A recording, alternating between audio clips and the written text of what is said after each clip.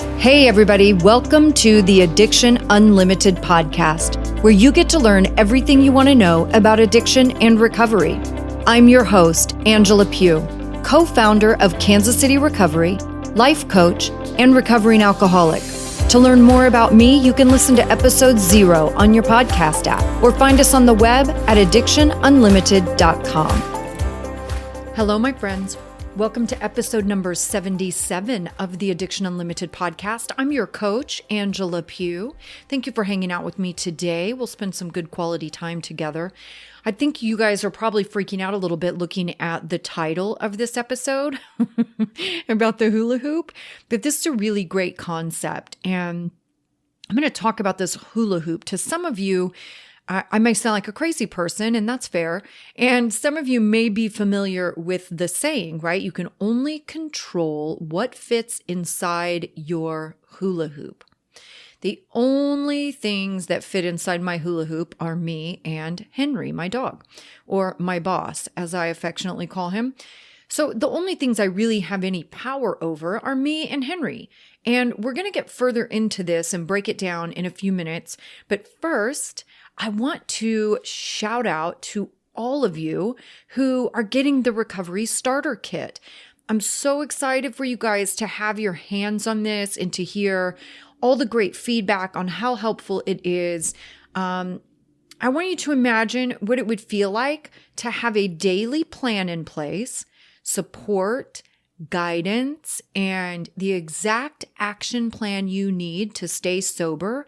And what would that feel like? How good would that feel? How would that affect your confidence? And how would that affect your life? It's huge. And if we're 100% honest, if you don't have a plan, if you don't take action and do something to support your recovery, then you aren't feeling great, right? And what would it feel like to continue not having a plan and wake up 6 months from now in exactly the same place, hungover again, feeling terrible, hating life? I know that moment all too well. I remember the worst thing for me waking up in that hangover was just feeling disgusted with myself, and not even being able to figure out the first step to the first step. You've heard me say this before, I couldn't even figure out how to start stopping. And I desperately needed a plan, and I really needed somebody to guide me because I couldn't find my way out of a paper bag. I was a hot mess, my friends, and I would have loved something like the Recovery Starter Kit to guide me in that process. It's a super simple process. It doesn't take a ton of time. You don't have to go anywhere to use it.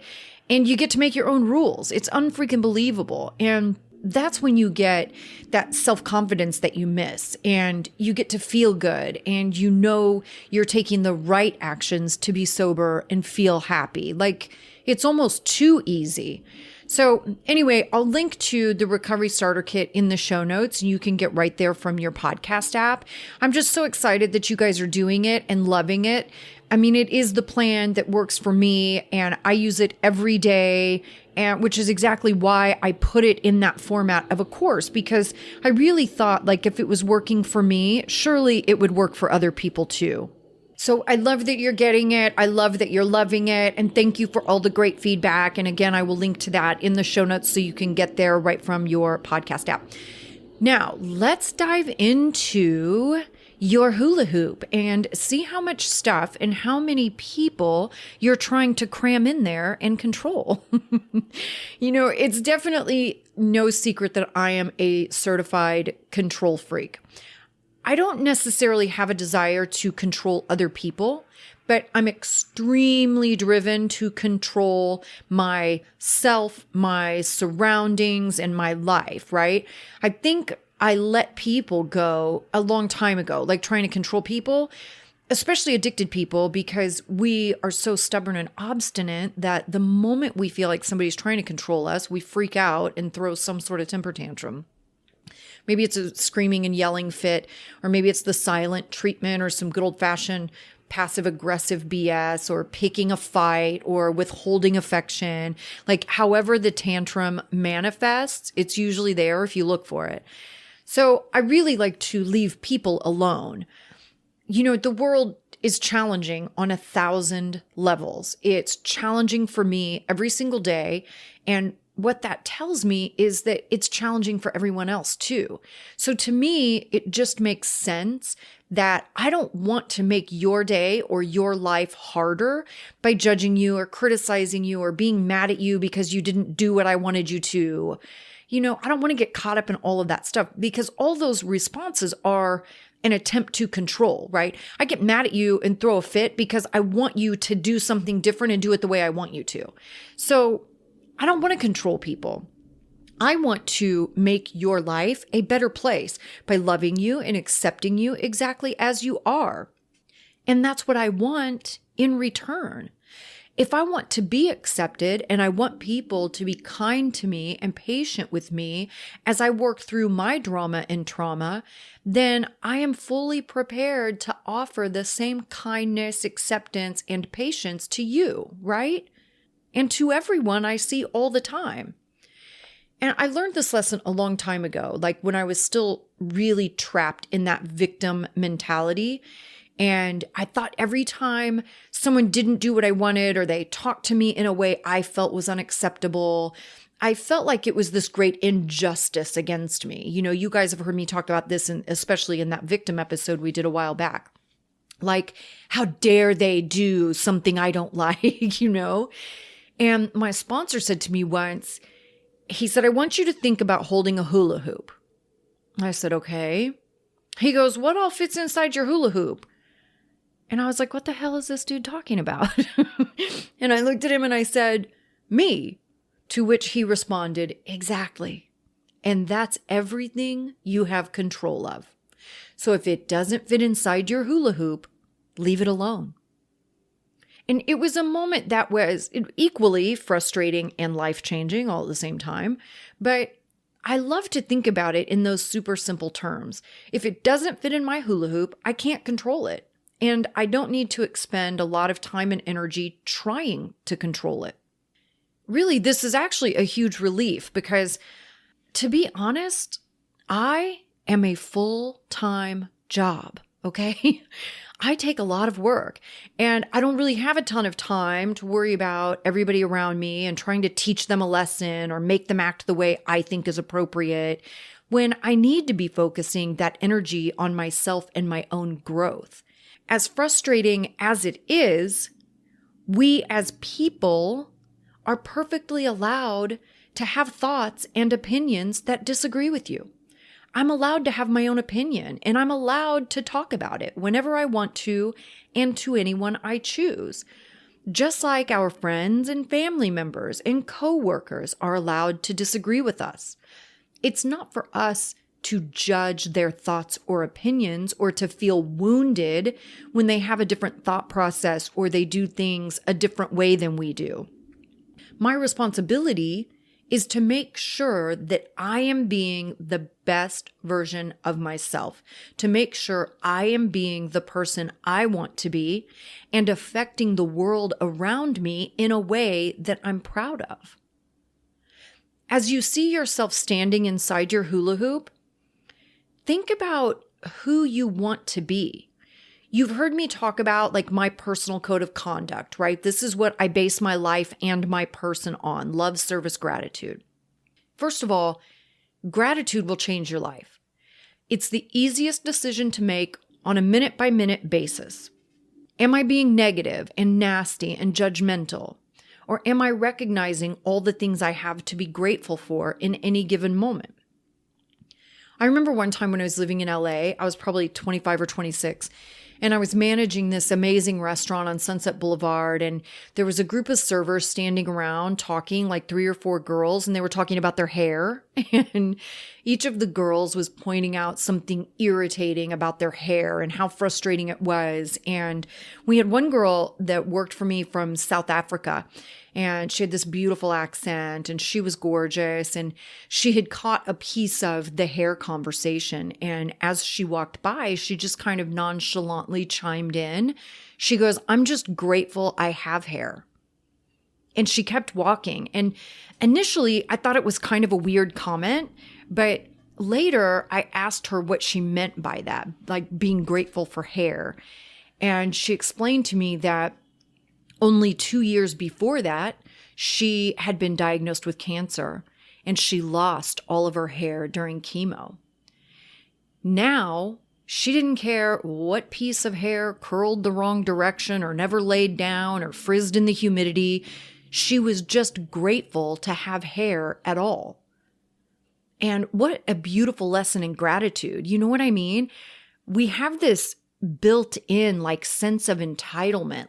Not only should we have hair, but that it should do exactly what we want and look the way we want, or we feel mad and cheated somehow. And by the way, I am guilty of this in an epic way because I've naturally curly hair that totally has a mind of its own. And it's similar to a chia pet, right? Where just a single drop of water makes it grow to epic proportions.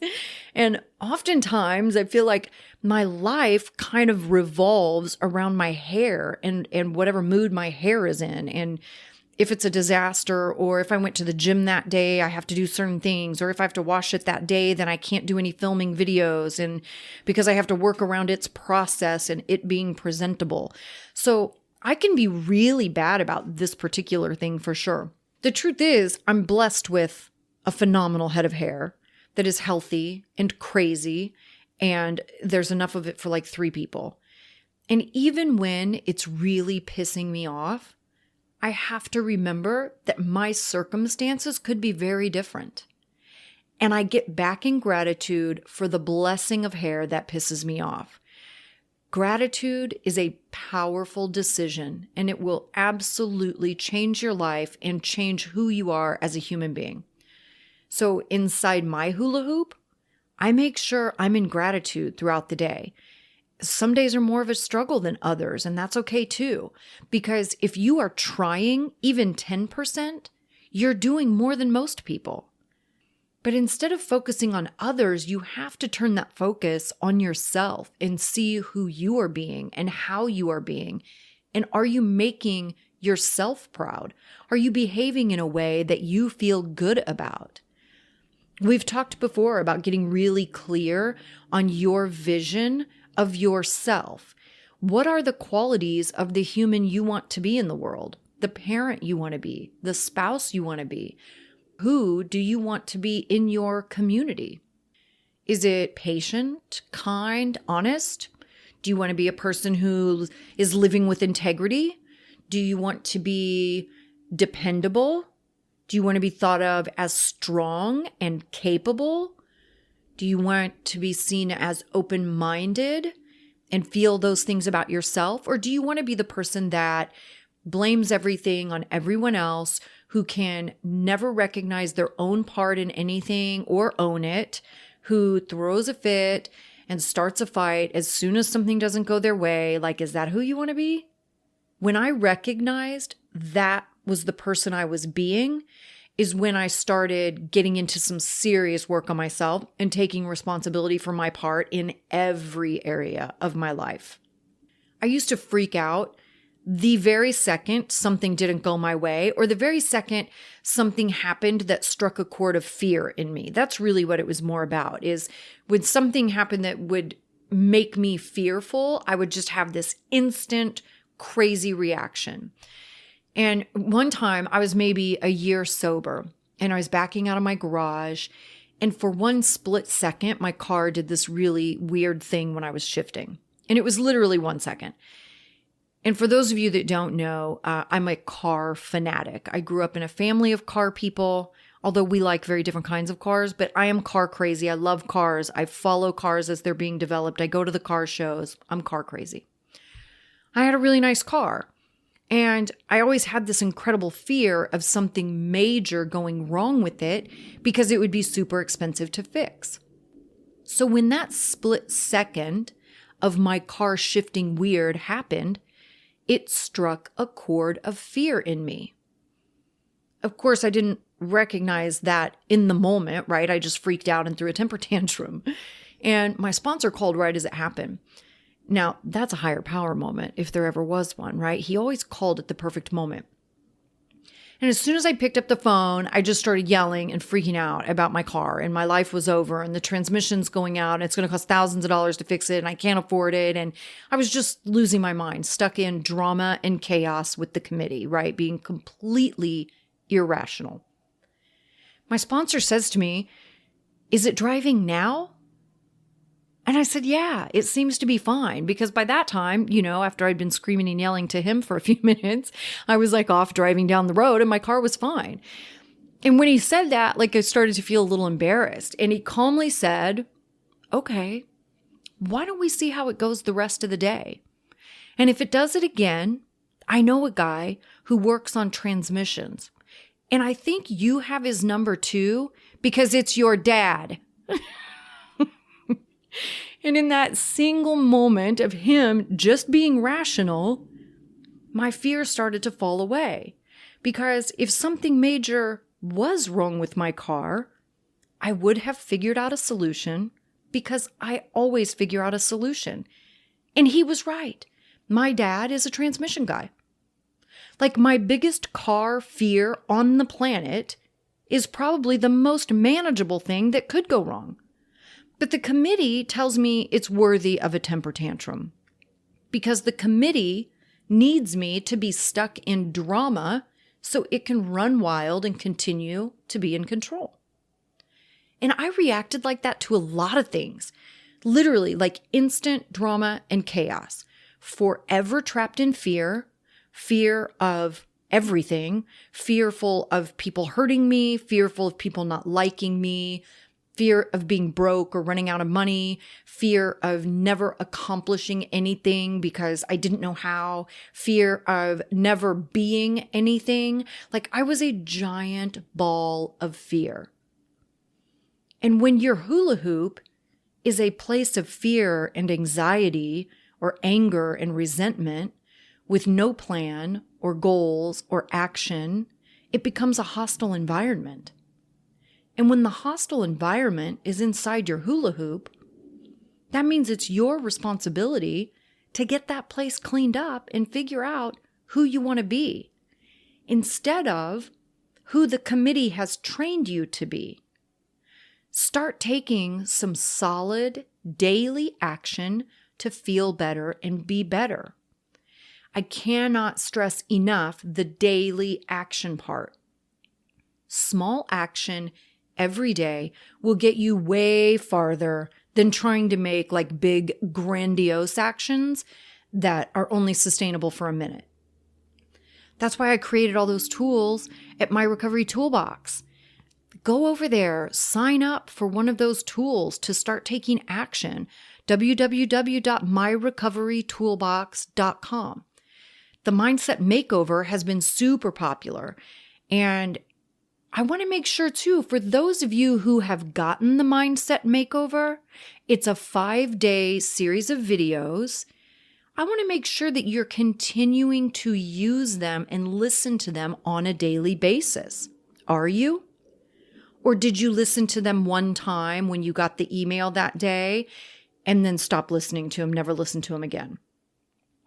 I handpicked those 5 videos to appeal to different personality types and different learning styles, right? So choose the ones you like, save them, and listen to them every day.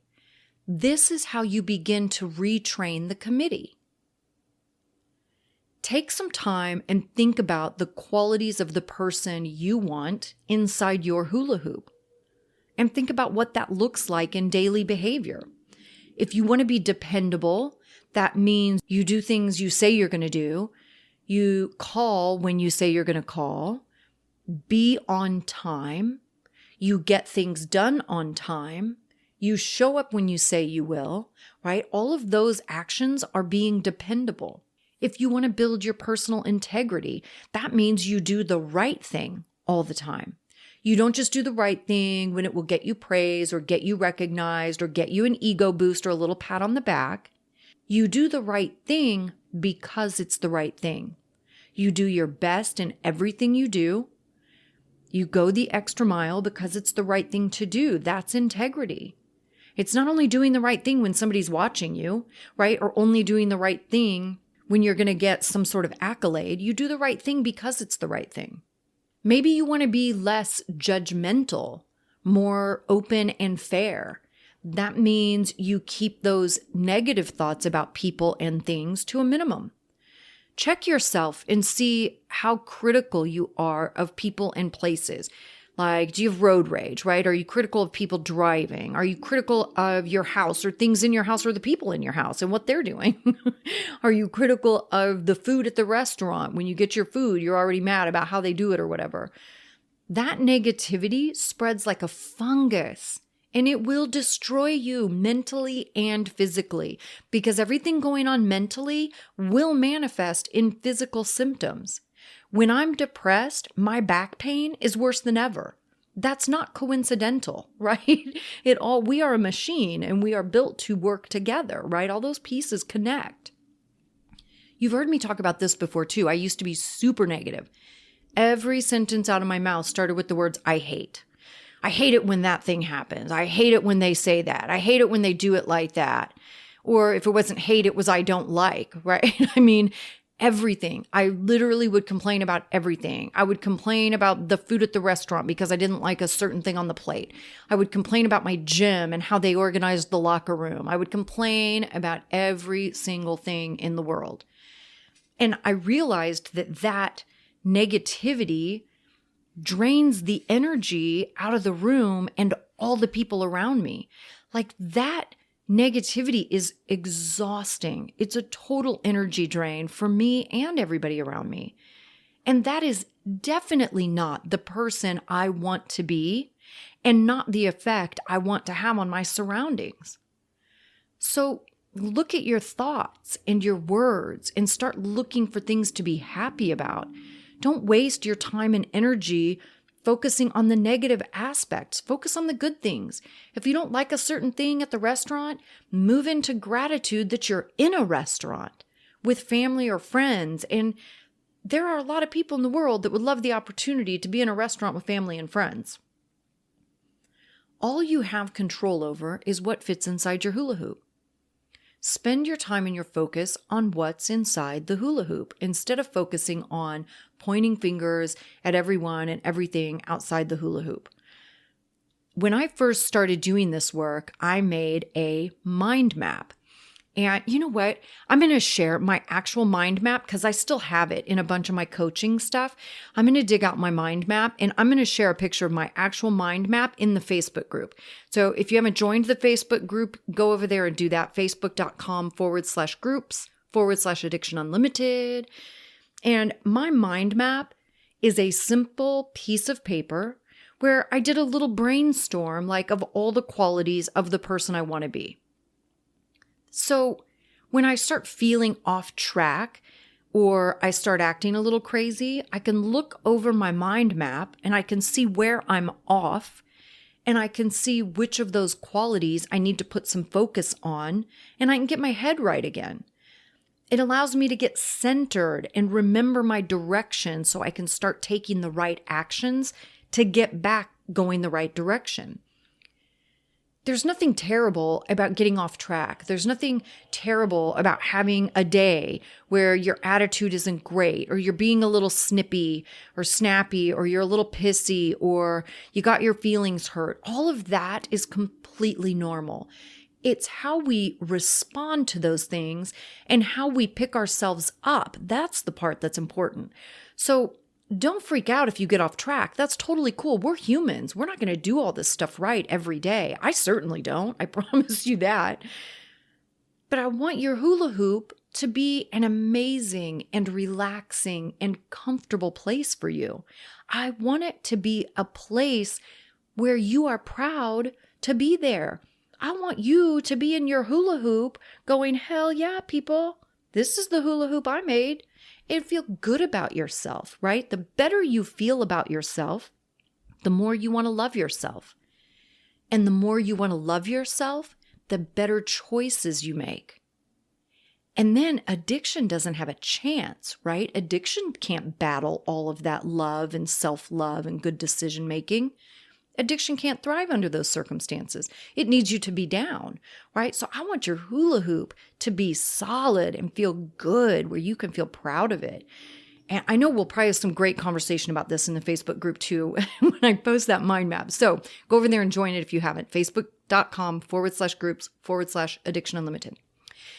As usual, I will link to all the resources in the show notes, my recovery toolbox, where you can find a ton of support and resources, as well as all the different ways you can work with me directly to get faster results and feel better immediately and all that good stuff. And if you have questions and want more information about a program, schedule a free consultation with me and we'll get you whatever you need, right? It's right on the homepage at My Recovery Toolbox. Schedule a free 15-minute consultation. And if you don't follow me on Insta, please take a second and do that at Addiction Unlimited. I hope you are having a fantastic, sober day. I'm so proud of you for doing this thing and being willing to work on yourself and be a better human. I hope you have a great day, and I will see you next week. You've reached the end of another great episode of the Addiction Unlimited podcast. Candid and honest conversation about addiction and recovery. Be sure to visit us at addictionunlimited.com to join the conversation and access show notes and links to everything we talked about. Love this episode? Please take 30 seconds to subscribe, rate, and review on iTunes to help us improve and give you the information you want. Thanks for listening. See you next week.